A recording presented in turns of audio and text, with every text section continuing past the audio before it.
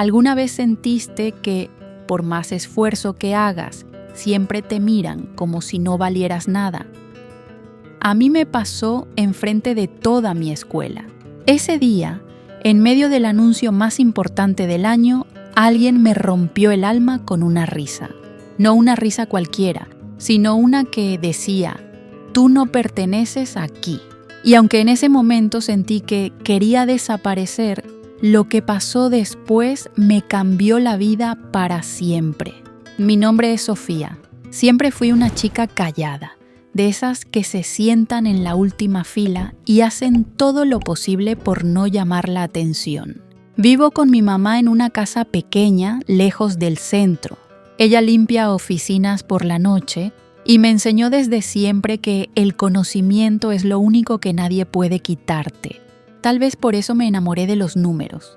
Ellos no juzgan, no mienten, no se burlan, solo están ahí, esperando ser comprendidos. En mi escuela hay dos mundos, el de los chicos como yo y el de los hijos de empresarios, políticos y figuras conocidas.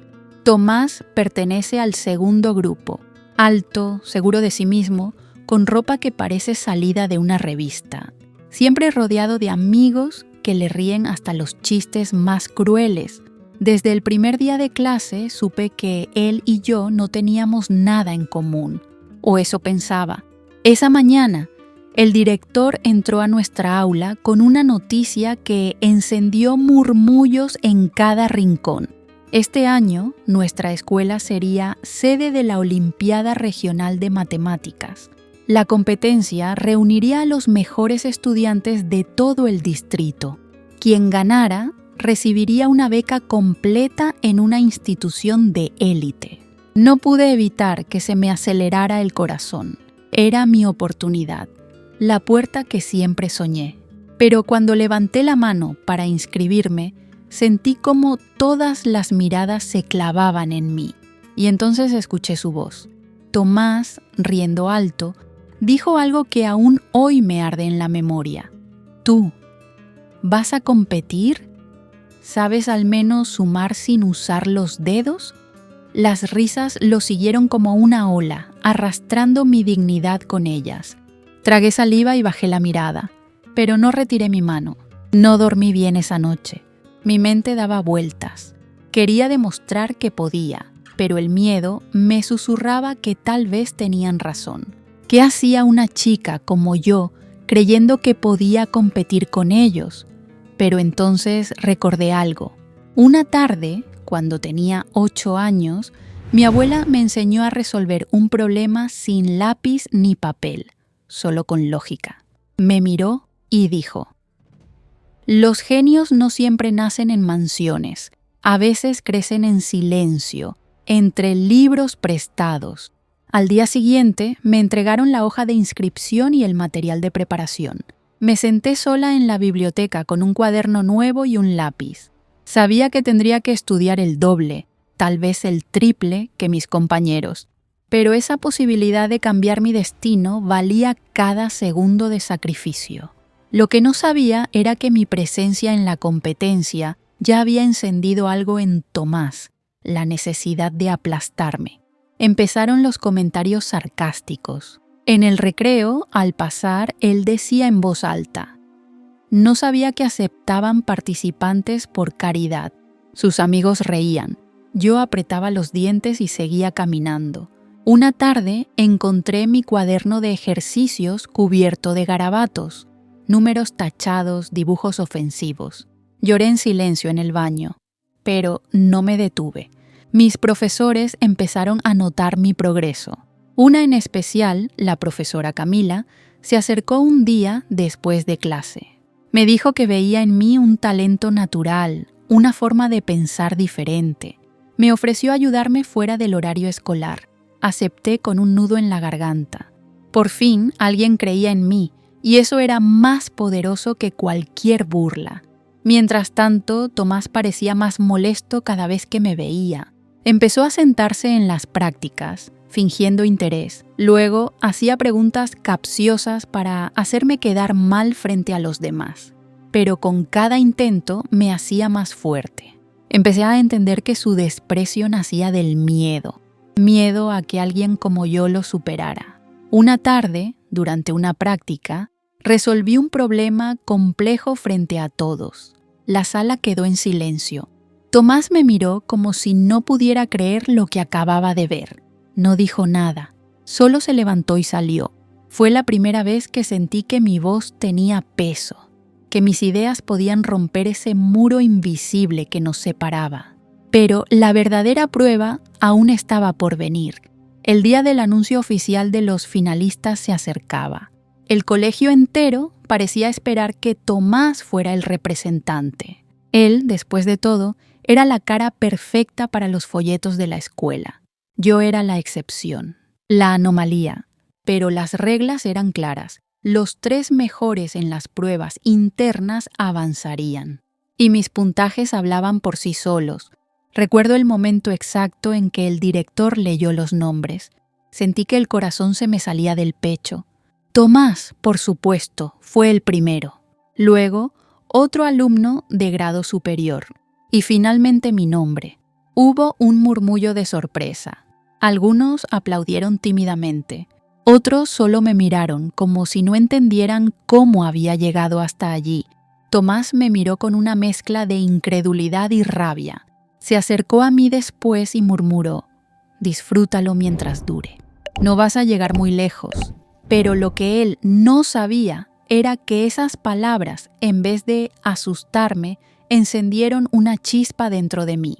Ya no era solo una competencia, era mi historia, mi lucha. En casa, mi mamá me abrazó tan fuerte que casi me rompe los huesos.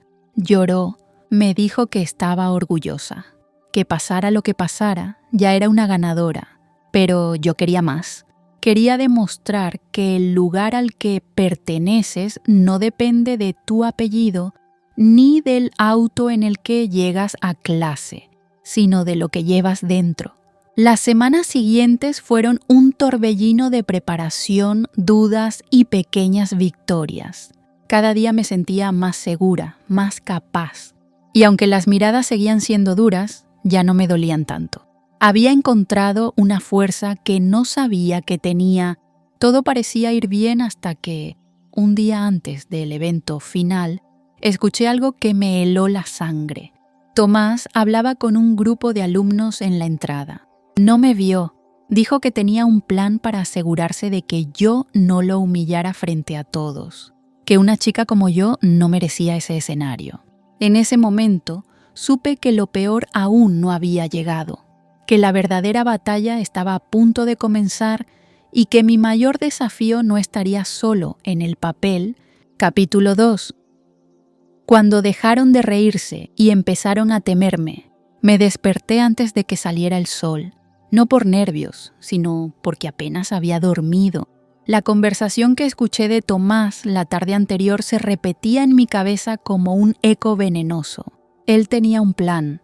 No sabía exactamente qué haría, pero conocía ese tono, esa seguridad con la que hablaba cuando ya tenía todo controlado. No era solo arrogancia, era amenaza. Y yo, por primera vez, sentí que estaba en peligro. Llegué a la escuela con los libros abrazados contra el pecho. Las miradas que antes me ignoraban ahora parecían pesar el doble. Algunos me veían con lástima, otros con burla, pero lo peor era la indiferencia. Esa manera de observar como si no mereciera estar caminando por el mismo pasillo. Sentía que todo el colegio ya sabía lo que Tomás planeaba, menos yo. Y eso me hacía sentir sola, atrapada en un juego del que no conocía las reglas. Las eliminatorias internas estaban por comenzar. Solo faltaba un paso más antes del evento final.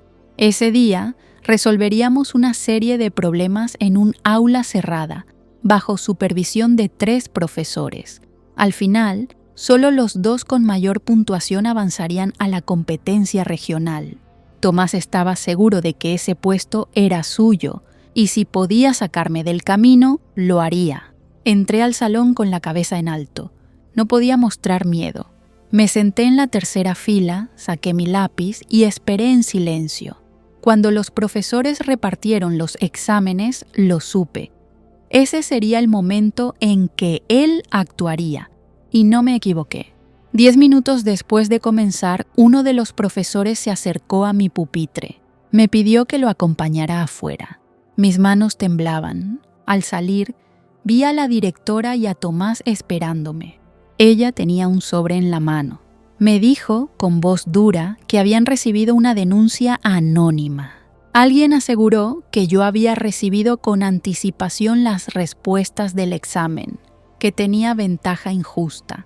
No entendía nada. Solo pude balbucear que eso era mentira, que yo había estudiado por meses.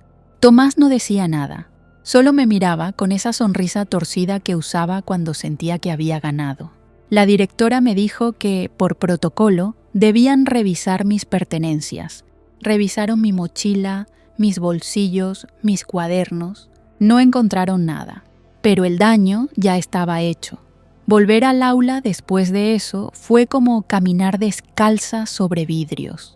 Todos me miraban, algunos murmuraban, otros fingían que no me conocían.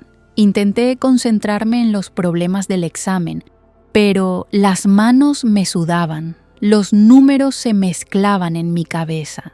Respiré profundo, cerré los ojos por unos segundos. Me obligué a recordar por qué estaba allí. No era para demostrarle nada a Tomás. Era por mí, por mi mamá, por todas las veces que me hicieron sentir que no era suficiente. Al terminar, entregué mi examen y salí sin mirar atrás. Fui al baño, cerré la puerta de un cubículo y lloré. No era justo. ¿Por qué tenía que ser tan difícil? ¿Por qué algunos nacían con todo resuelto y otros teníamos que pelear por cada pequeño espacio? Pero mientras me limpiaba las lágrimas, sentí algo dentro de mí cambiar. No era resignación, era furia, y la usé como motor. Horas después, los resultados fueron anunciados. Los profesores habían revisado los exámenes 2 veces para evitar más polémicas. Cuando dijeron mi nombre como la primera clasificada, el salón se quedó en silencio. Nadie aplaudió, nadie me felicitó. Solo escuché cómo Tomás pateaba una silla al salir del aula. Él no había pasado. Quedó tercero, por 2 puntos de diferencia. Pensé que esa sería la última vez que intentaría derribarme. Qué ingenua fui. Al día siguiente encontré una nota en mi casillero. Decía, no ganaste, robaste. Iba acompañada de un dibujo ofensivo con mi cara y una rata. Lo peor fue ver que alguien lo había pegado en el mural del pasillo central a la vista de todos. Nadie lo quitó, ni siquiera los profesores. Empecé a dudar de mí misma. ¿De verdad valía la pena todo esto? ¿Qué sentido tenía seguir cuando cada paso venía acompañado de humillación? Pero esa noche, al llegar a casa, mi mamá me esperaba con una sorpresa. Había conseguido un video de una competencia antigua donde participó una chica como yo. Lo vimos juntas. Esa chica ganó y lo hizo con una sonrisa que atravesaba la pantalla. Volví a la escuela decidida. Si ya había llegado hasta ahí, no me dejaría vencer ahora. Las semanas siguientes fueron intensas. Estudié cada día con la profesora Camila, repasando problemas, estrategias, incluso cómo manejar el estrés en escenarios públicos. Ella se convirtió en algo más que una mentora. Era la primera persona, aparte de mi madre, que me veía de verdad. Mientras tanto, Tomás desapareció de las prácticas. Decían que su padre estaba furioso, que no soportaba la idea de que su hijo fuera superado por una desconocida. Al parecer, había hecho una donación importante a la escuela días antes del examen. El rumor era que había intentado presionar para cambiar los resultados. No lo logró, pero no se detendría ahí. Días antes de la competencia regional, la tensión era insoportable. En los pasillos, las burlas seguían, pero ya no eran tan seguras. Había miedo. Empecé a notar algo extraño. Algunos de los mismos que se reían de mí, ahora me observaban con una mezcla de respeto y resentimiento. como si no supieran cómo procesar que alguien como yo estuviera a punto de representar a todos ellos. Un viernes, durante el almuerzo, me acerqué a una mesa vacía. Apenas me senté, alguien dejó caer su bandeja frente a mí. Era Tomás. Me miró fijo y dijo: «Te felicito. No pensé que llegarías tan lejos. Pero cuidado, el final no siempre es feliz para los que se creen demasiado». No respondí. Solo lo miré, no con odio, sino con una paz que no esperaba sentir. En ese momento entendí que su rabia ya no tenía poder sobre mí, que había cruzado una línea. Ya no era la misma Sofía que lloraba en el baño, era otra, y estaba lista. La competencia sería en 3 días. Todo estaba preparado, pero esa noche recibí una llamada que cambió todo. La profesora Camila no podría asistir al evento. Había tenido un accidente leve. No estaba grave, pero necesitaba reposo. Me deseó suerte, me dijo que creyera en mí, y colgó. Me senté en mi cama, en silencio. La habitación oscura, solo iluminada por la lámpara del escritorio. Tenía miedo, no por el examen, sino por lo que representaba. Sabía que Tomás no se quedaría quieto, que aún tenía cartas bajo la manga, y que lo peor aún estaba por llegar. La noche antes de la competencia no fue como la había imaginado. No hubo entusiasmo, ni repasos de último minuto, solo un silencio denso, de esos que te aprietan el pecho y no te dejan dormir. Me acosté temprano, pero mi mente no me dejaba en paz. Pensaba en todo lo que había pasado hasta ese momento. Las burlas, las miradas, la acusación falsa y, sobre todo, pensaba en Tomás. Sabía que no iba a rendirse tan fácilmente. En algún momento, entre el insomnio y la desesperación, me levanté y fui al cajón donde guardaba mis cosas más personales. Ahí estaba, arrugada pero intacta, una foto vieja con mi abuela. Ella fue quien me enseñó que pensar diferente no era una debilidad, sino una fuerza. En la imagen, yo tenía 7 años y sostenía una hoja con un problema resuelto con palitos de madera. Ella me sonreía con orgullo. Esa sonrisa me sostuvo. Recordé con claridad una tarde cualquiera, años atrás, cuando no tenía nada más que una caja de fósforos y el deseo de entender.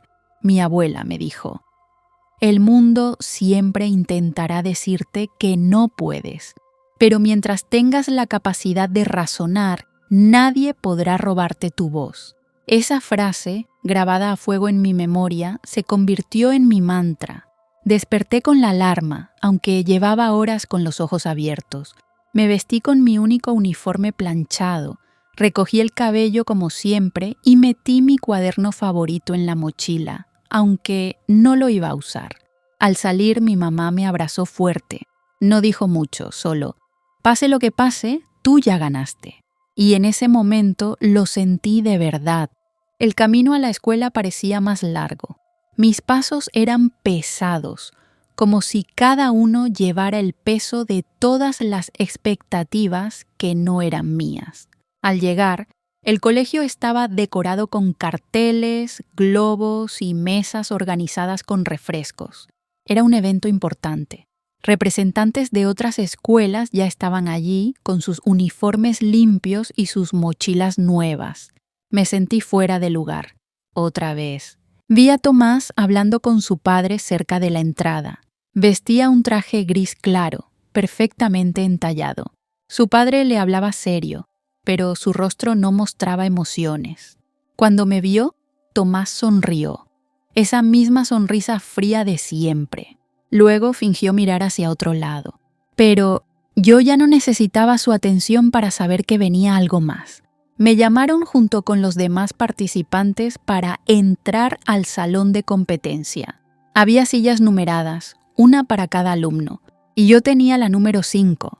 Me senté y comencé a respirar profundamente, intentando calmar los latidos frenéticos de mi corazón. Frente a nosotros, una gran pizarra blanca esperaba el momento del desafío final. Todo sería presencial, sin calculadora, sin apuntes. solo nosotros, los problemas y el silencio. Los primeros ejercicios fueron presentados uno por uno. Teníamos 10 minutos para cada uno. Mientras resolvía los primeros, sentí cómo mi mente entraba en ese espacio donde nada más importa. Solo lógica, pasos, fórmulas. Había encontrado mi centro. Nada me distraía. Incluso los susurros lejanos del público afuera parecían lejanos, irreales. Pero entonces sucedió. En medio del cuarto problema, uno de los supervisores se acercó a mí. Su rostro era inexpresivo. Me pidió que me levantara. En su mano sostenía una hoja que no era parte del examen. Era una copia impresa con anotaciones. Dijo que la había encontrado debajo de mi silla. El murmullo en la sala fue inmediato. Mi garganta se secó al instante. Traté de explicarle que no era mía, que jamás había visto esa hoja, pero ya no importaba. Una vez más era la chica pobre la que hacía trampa. Sentí la misma impotencia que aquella vez con el sobre, pero esta vez no me fui. Me quedé de pie mirándolo a los ojos sin parpadear. Uno de los profesores pidió suspender momentáneamente la competencia para aclarar la situación. Me sacaron del aula frente a todos. Esta vez no lloré. Estaba demasiado furiosa para llorar. En el pasillo, esperé con las manos apretadas deseando que alguien creyera en mí. Y entonces ocurrió algo inesperado. Una alumna de otra escuela, que estaba sentada cerca de mí, salió corriendo hacia los supervisores. Dijo que había visto a alguien pasar cerca de mi silla antes de que comenzara la competencia. Un alumno con camisa gris y reloj dorado. No tenía que decir más. Todos sabíamos de quién hablaba. Tomás. Los jueces se miraron entre sí. Pidieron revisar las cámaras de seguridad del aula. En pocos minutos quedó claro que la hoja había sido colocada intencionalmente antes de que yo llegara. Por primera vez, alguien más se atrevió a decir la verdad en voz alta. Y esa verdad tenía consecuencias. Tomás fue descalificado al instante. Su padre intentó intervenir, pero el director fue firme. Había cruzado una línea. Lo escoltaron fuera del evento. Yo volví al aula con la cabeza erguida, aunque por dentro aún temblaba. No por miedo, sino por el peso de todo lo que había soportado hasta ese momento. Cuando retomamos la competencia, me sentí más liviana. Cada número, cada fórmula, cada lógica fluía como si fueran parte de mí. No solo estaba resolviendo problemas matemáticos, estaba resolviendo años de silencio, de injusticia, de mirar hacia abajo. Y con cada resultado correcto recuperaba una parte de mí. Al llegar al último problema, el más complejo de todos, el jurado explicó que era un desafío especial. Algo que nadie había resuelto en competencias anteriores. Un problema que parecía imposible. Vi a varios participantes fruncir el ceño. Algunos incluso bajaron los lápices. Yo respiré hondo y sonreí, porque ese problema, ese tablero imposible, me recordaba a una noche con mi abuela, sentadas en la mesa de la cocina. Una noche donde ella me enseñó a pensar más allá de los números, a ver patrones en el caos, a encontrar caminos donde otros solo veían paredes. Y así comencé a escribir. Las líneas se llenaron una a una, mientras los murmullos se apagaban. Sentía los ojos del jurado sobre mí, pero no me detuve. Pasos firmes, ideas claras, y al terminar levanté la vista. No por orgullo, sino porque, por fin, después de todo, me había encontrado a mí misma en ese papel.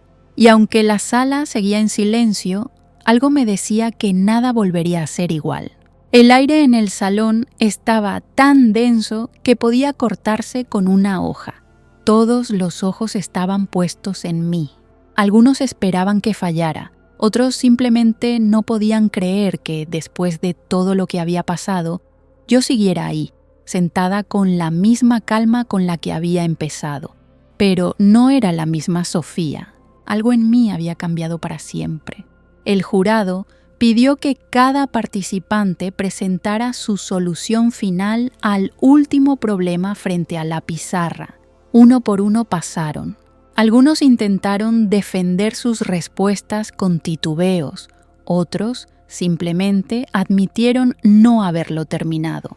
Cuando mencionaron mi nombre, el silencio se volvió absoluto. Me levanté sin dudar. Caminé hasta el frente como si mis pasos tuvieran su propio ritmo, como si ese momento me hubiera estado esperando desde siempre. Tomé el marcador. El problema estaba ahí, enorme, intimidante, lleno de incógnitas y trampas lógicas. Para otros era un monstruo. Para mí era un viejo conocido. Dividí el espacio en secciones y comencé a explicar. Mi voz sonaba firme, aunque por dentro sentía cada latido como un tambor en mis oídos. Cada línea que escribía era una declaración. No me callaron, no me rompieron. Mientras hablaba, noté que los miembros del jurado comenzaron a intercambiar miradas. Uno de ellos se inclinó hacia otro y le susurró algo. Yo seguí. No podía parar. Cada paso de mi razonamiento fluía como un río. Por primera vez en mi vida me sentía completamente en control. Nadie podía quitarme eso. Al terminar, dejé el marcador sobre la mesa y me giré hacia ellos. Esperé. Nadie dijo nada por varios segundos. Luego, uno de los jueces se levantó, caminó hasta la pizarra y revisó línea por línea. Después, otro lo siguió. Finalmente, el presidente del jurado pidió que todos salieran del aula mientras deliberaban. Fue el minuto más largo de mi vida. En el pasillo, los murmullos regresaron. Algunos estudiantes me miraban con una mezcla de respeto y miedo. Otros aún no podían aceptar que una chica como yo estuviera a punto de hacer historia. Tomás no estaba ahí, pero su ausencia era un eco que se sentía en cada rincón del colegio. Me senté en una banca y cerré los ojos, no para descansar, sino para recordar. Recordé a mi madre doblando ropa a las 2 de la mañana. Recordé a mi abuela enseñándome a ver patrones en los azulejos del baño. Recordé mi primer cuaderno, viejo y roto, pero lleno de soluciones garabateadas con lápices prestados. Recordé cada lágrima, cada insulto, cada noche en que estuve a punto de rendirme. Y también recordé que seguía de pie. La puerta del salón se abrió. Nos pidieron entrar. El director estaba de pie al lado del jurado. Tomó el micrófono y pidió silencio. Su rostro estaba serio, pero sus ojos brillaban. Comenzó diciendo que, en todos sus años como educador, pocas veces había presenciado una demostración tan clara de lógica y perseverancia como la que acababa de ver. Luego miró directamente hacia mí, dijo mi nombre completo, y frente a todos anunció que había resuelto el problema de forma impecable, que mi razonamiento no solo era correcto, sino que mostraba un nivel de análisis superior al promedio de cualquier estudiante del concurso. La sala estalló en murmullos. Yo me quedé inmóvil. No sabía si sonreír, llorar o correr. Pero el director no terminó ahí. Anunció también que, debido a lo sucedido, la escuela me asignaría el rol de tutora académica de los estudiantes avanzados, que tendría acceso a clases especiales, recursos y acompañamiento profesional para prepararme para competencias nacionales e internacionales. Todo el auditorio se quedó en silencio. Nadie lo esperaba. Entonces, algo aún más impactante ocurrió. Uno de los alumnos que solía burlarse de mí se levantó. Comenzó a aplaudir. Luego otro y otro. En segundos, el salón entero estaba aplaudiendo de pie. No eran aplausos obligados, eran reales. Por primera vez en mi vida sentí que no solo me veían, me respetaban. Mis piernas temblaban. Caminé hacia el centro del escenario, aún sin creerlo. Cuando tomé el micrófono para agradecer, mi voz se quebró. Pero no de miedo, era emoción. Solo dije, gracias, no solo por creer en mí, sino por no dejarme caer. Y eso fue suficiente. Al salir del salón vi a mi mamá esperándome en la entrada. Lloraba. Me abrazó tan fuerte que no podía respirar. Me susurró al oído que estaba orgullosa, que todo lo que habíamos pasado había valido la pena. En ese momento supe que no importaba lo que viniera después. Ya había ganado. El resto del día fue un torbellino de felicitaciones, fotos, profesores que nunca me habían hablado, ahora querían darme la mano. Pero yo solo pensaba en una cosa: cómo había llegado hasta allí, sin dinero, sin conexiones, sin trampa, solo con esfuerzo, disciplina y el amor de una familia que creyó en mí cuando nadie más lo hizo. Esa noche, en casa, encendimos una vela por mi abuela. Le conté todo como si estuviera allí. Le dije que su nieta lo había logrado, que había resuelto el tablero imposible. Y mientras apagábamos la luz, sentí que, de algún modo, ella también me aplaudía desde donde estaba. Pero sabía que esto no terminaba aquí. Lo que acababa de vivir era solo el principio.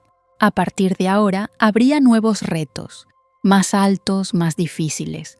Pero por primera vez no tenía miedo. Estaba lista para lo que viniera, y esta vez el mundo entero me estaba mirando.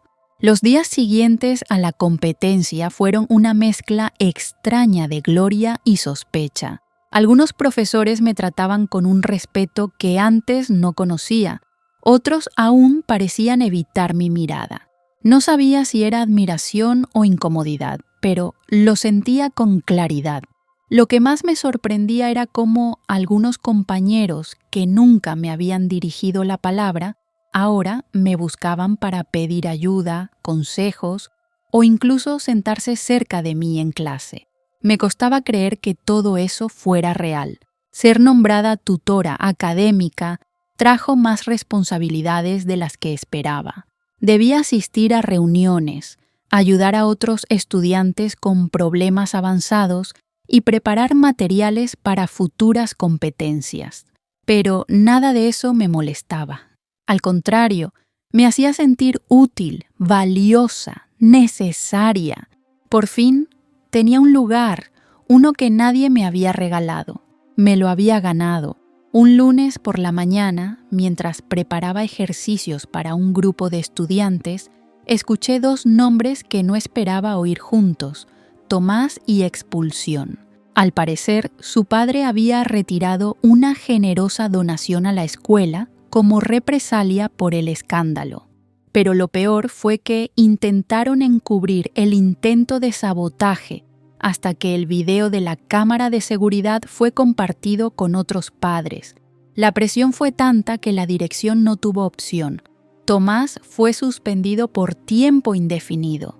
Lo que no esperaba era volver a verlo. Fue una semana después. Estaba saliendo de la escuela, con los auriculares puestos, cuando lo vi esperándome en la esquina. No estaba vestido con su habitual ropa de marca. Usaba una camiseta blanca, sin ningún logo, y unos jeans comunes. Pero lo que más me llamó la atención fue su rostro. No había arrogancia, no había burla, solo algo que no supe identificar de inmediato. Me quité un auricular. Él se acercó. No dijo hola, ni siquiera me pidió disculpas de inmediato. Solo se quedó ahí, parado, con las manos en los bolsillos, como si el suelo fuese más interesante que mis ojos. Y entonces, casi susurrando, dijo: «Lo siento». Me congelé. Esa palabra, de su boca, parecía algo imposible. Le pregunté qué exactamente lamentaba. Me miró por fin y dijo: «Todo». Dijo que no sabía cómo manejar el hecho de que alguien como yo pudiera ganarle, que creció creyendo que el mundo le pertenecía por derecho y que cuando vio que eso no era verdad, entró en pánico, que no era una excusa, pero sí la única forma que tenía de explicarlo. Por un instante vi al niño detrás del chico arrogante, uno que también había sido moldeado por el miedo. No le respondí. No sabía qué decir. Solo le pedí que me dejara en paz, y él lo hizo. Caminó en silencio hasta desaparecer, pero esa conversación quedó dando vueltas en mi cabeza por días. Me hizo pensar en cuántas veces las personas atacan porque tienen miedo y cuántas veces yo misma permití que esos miedos ajenos definieran mi valor. Mientras tanto, mi vida comenzó a cambiar a una velocidad que me costaba procesar. Fui invitada a dar charlas en otras escuelas. Un canal local pidió hacer una nota sobre mí. Recibí una carta de una fundación educativa que quería ofrecerme una beca para un programa internacional. Todo lo que alguna vez soñé comenzaba a tocar mi puerta, pero con ello también venían nuevas dudas. Una noche, mientras repasaba ejercicios en casa, mi madre se sentó a mi lado. Me miró con esa mezcla de orgullo y preocupación que solo una madre puede tener. Me dijo: «Sofía, no te pierdas a ti misma en todo esto. Sigue siendo tú». Sus palabras me acompañaron en los días siguientes, como un recordatorio de que la esencia no debe cambiar con los aplausos. La siguiente competencia sería en la capital. Un evento nacional con estudiantes de todo el país me estaban preparando para algo mucho más grande de lo que imaginé. Y aunque en mi interior aún vivía esa niña que dudaba de sí misma, había aprendido a calmarla con lógica, con esfuerzo, con hechos. Un día, mientras caminaba por el pasillo de la escuela, escuché mi nombre gritado por alguien. Era una niña de primer año. Corrió hacia mí agitada con un cuaderno en la mano. Me pidió ayuda con una tarea. Su voz era nerviosa, pero sus ojos brillaban. Me dijo: «Quiero ser como tú». Esa frase me desarmó, porque en medio de todo lo que estaba viviendo, no me había dado cuenta de que mi historia ya no era solo mía, que lo que había superado, lo que había enfrentado, ahora inspiraba a otros. Que esa niña insegura que se escondía en la última fila se había convertido, sin quererlo, en un faro para quienes también se sentían invisibles. Y fue en ese momento que decidí qué haría con todo lo que había conseguido. No solo lo usaría para avanzar, lo usaría para abrir caminos, para mostrar que no hay muros que una mente decidida no pueda escalar, que el talento no tiene uniforme caro ni apellidos famosos, que cualquier niña, desde cualquier rincón, puede resolver el problema más difícil del mundo si alguien le da la oportunidad. Esa convicción me llevó a escribir una carta al director. Le propuse crear un programa de mentoría para alumnos de bajos recursos, un espacio donde pudieran recibir apoyo, materiales, tiempo, donde nadie más tuviera que pasar lo que yo pasé. Y para mi sorpresa, aceptó. El programa empezó como un pequeño grupo de 5 estudiantes, pero en poco tiempo se convirtió en algo más grande. Otros profesores se unieron. Padres ofrecieron ayuda.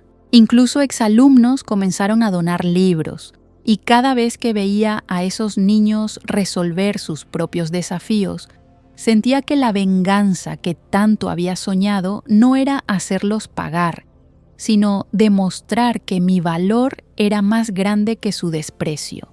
Y así, mientras el colegio se transformaba poco a poco, me di cuenta de algo poderoso.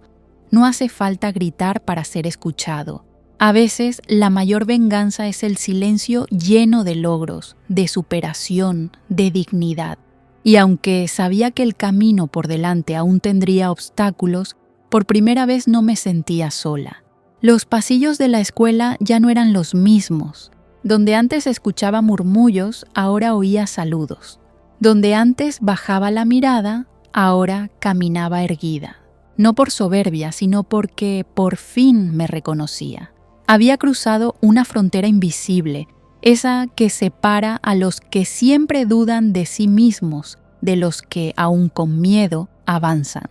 El programa de mentoría crecía más rápido de lo que imaginé.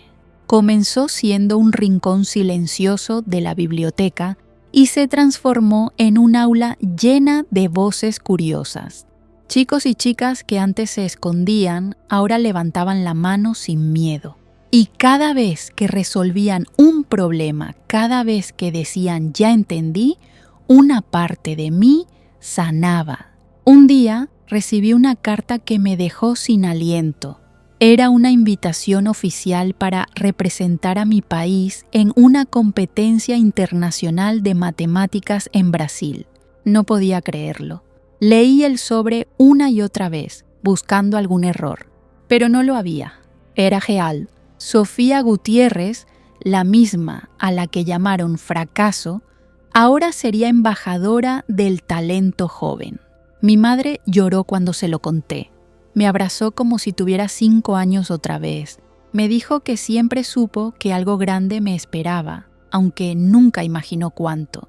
Y yo solo pensaba en mi abuela, en cómo hubiese reaccionado al saber que su nieta viajaría al extranjero con todos los gastos pagados por resolver problemas que para muchos eran imposibles. Los preparativos comenzaron rápido. El colegio me asignó un equipo de apoyo, un profesor, una psicóloga educativa y un grupo de exalumnos que habían participado en competencias similares. Cada día estaba lleno de entrenamientos, pruebas simuladas y técnicas para manejar la presión. Era agotador, pero cada minuto me acercaba a un sueño que nunca supe que tenía. Mientras tanto, algo inesperado ocurrió. Tomás volvió a aparecer, esta vez no con amenazas ni burlas, sino con una propuesta. Me pidió hablar en privado, en la sala de estudios. Al principio dudé, pero acepté. Quería cerrar ese ciclo de una vez por todas. Se sentó frente a mí con un cuaderno en las manos. Me dijo que había comenzado terapia, por decisión propia, que estaba intentando entender por qué se convirtió en alguien que ni él mismo respetaba. Luego me mostró su cuaderno, lleno de ejercicios de lógica, álgebra, razonamiento. Me pidió ayuda, dijo que sabía que no tenía derecho a pedirme nada, pero que necesitaba aprender. No solo matemáticas, sino humildad. Le miré largo rato. Pensé en rechazarlo. Pensé en decirle todo lo que me guardé por meses. Pero al final solo respondí: «Está bien, empieza con este problema». Ayudarlo no fue fácil. A veces me frustraba, a veces recordaba todo el daño. Pero algo cambió en él. Se volvió paciente, menos reactivo, más consciente. Y en ese proceso entendí algo que nunca imaginé. La gente también puede cambiar. No todos, no siempre. Pero a veces, sí. La semana previa al viaje fue una locura. Me entrevistaron en un noticiero local, recibí mensajes de apoyo de personas que no conocía y hasta fui mencionada por una reconocida científica en redes sociales. Pero lo que más me emocionó fue ver a mis compañeros del programa de mentoría organizando una despedida sorpresa para mí. Me regalaron una libreta con mensajes escritos a mano, cada uno más tierno que el anterior. El día del viaje, llegué al aeropuerto acompañada de mi madre, 2 profesores y una pequeña delegación de estudiantes. Tomás también fue en silencio entre la multitud. Me deseó suerte, sin aspavientos, solo eso. Y por primera vez le creí. Durante el vuelo no pude dormir. Miraba por la ventana y pensaba en todo lo que había vivido para llegar hasta ahí. Me vi meses atrás, en el baño de la escuela, llorando por un cuaderno dañado. Me vi siendo acusada, señalada, ignorada, y ahora cruzaba el cielo para representar a un país. Era irreal. El evento en Brasil fue como entrar en otro mundo. Salones gigantes, pantallas luminosas, participantes de todas partes del continente. Al principio me sentí pequeña otra vez, rodeada de talentos, de idiomas, de acentos, pero bastó un problema lógico para recordarme que yo también merecía estar allí. Las rondas comenzaron. Problema tras problema, pasé cada etapa con precisión. Algunos días terminé exhausta, otros días no quería que acabaran. Conocí chicos increíbles, con historias parecidas a la mía.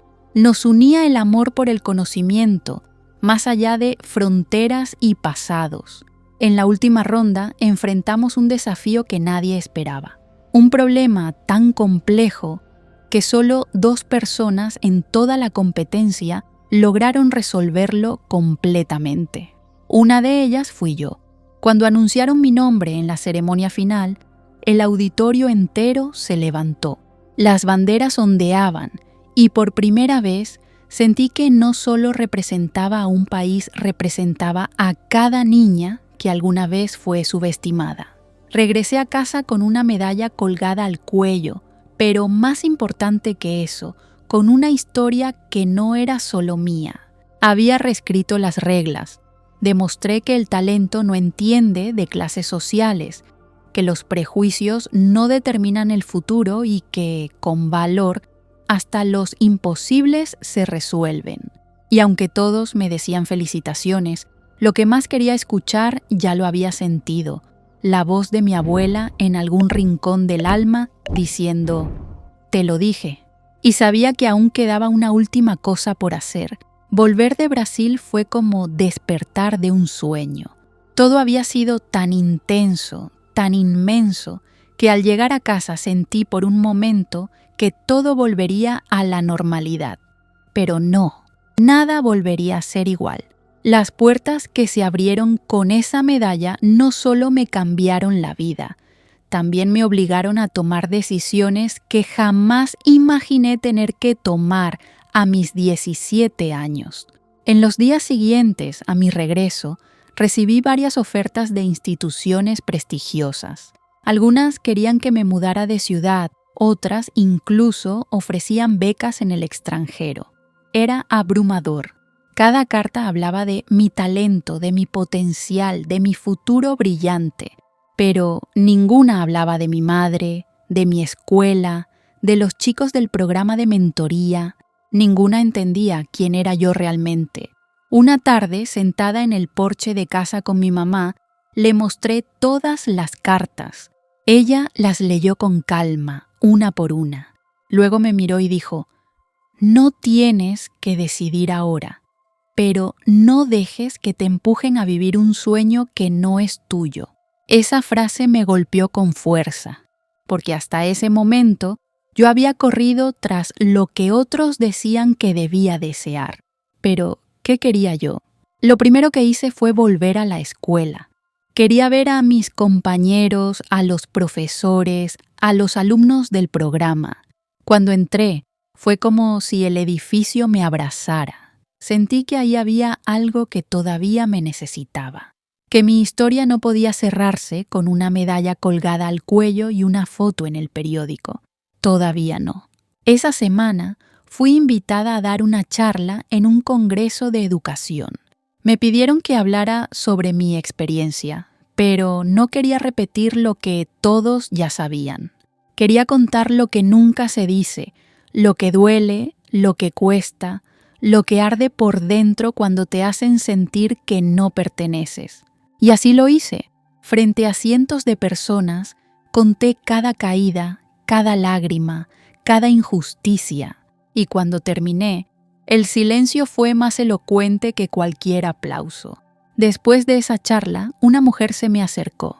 Era directora de una fundación educativa. Me ofreció un cargo de embajadora juvenil para trabajar en proyectos que apoyaran a estudiantes de bajos recursos. No era una beca. No era una competencia, era una misión, una oportunidad de hacer que mi historia ayudara a cambiar otras. Esa noche no pude dormir. Pensé en todas las veces que soñé con escapar, con irme lejos, con empezar de cero, pero ahora entendía que a veces no se trata de irse, sino de quedarse y construir, de convertir el dolor en puente, de no ser solo un ejemplo, sino una herramienta. Y entonces lo decidí. Rechacé todas las becas del extranjero. Acepté la propuesta de la fundación. Seguiría estudiando, claro, pero desde aquí, desde mi lugar, desde mi gente. Y no lo hice por miedo ni por conformismo. Lo hice porque, por primera vez, sentí que estaba eligiendo desde el amor y no desde la necesidad. Mis profesores lo entendieron. Algunos se sorprendieron, otros me abrazaron con lágrimas en los ojos. Tomás me escribió una carta. Me dijo que había leído sobre mi decisión y que, aunque no lo esperaba, lo inspiró a hacer lo mismo, quedarse, mejorar, aportar. No sé si fue sincero, pero ya no importaba.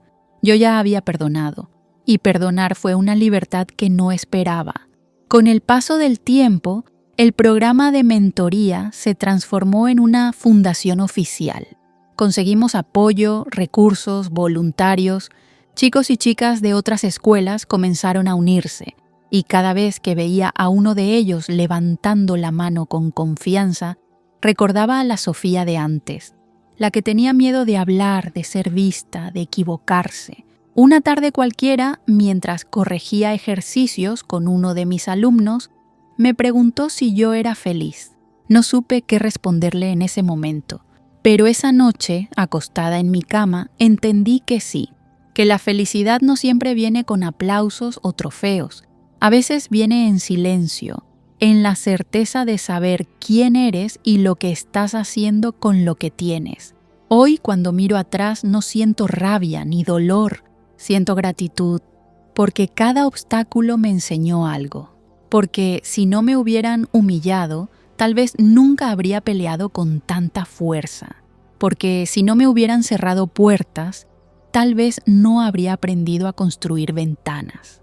Y aunque todavía tengo miedo a veces, ya no me paraliza, porque ahora sé que incluso cuando el mundo se ríe de ti, si crees en ti misma lo suficiente, puedes resolver cualquier problema, incluso el más difícil, incluso aquel que nadie más se atreve a intentar. Porque yo no solo resolví un tablero imposible, yo resolví mi vida, y eso nadie me lo puede quitar. Y así termina mi historia. Una historia que comenzó con burlas y terminó con propósito. Si tú también te sentiste alguna vez invisible, recuerda que hasta el problema más difícil puede resolverse si no dejas de creer en ti. No importa de dónde vengas, lo que importa es a dónde estás dispuesta a llegar. Si llegaste hasta aquí, deja un comentario diciendo: yo también puedo resolverlo, para saber que fuiste hasta el final conmigo. No olvides darle like a este video, suscribirte al canal y activar la campanita para recibir todas las notificaciones de las próximas historias. Nos vemos en la siguiente confesión.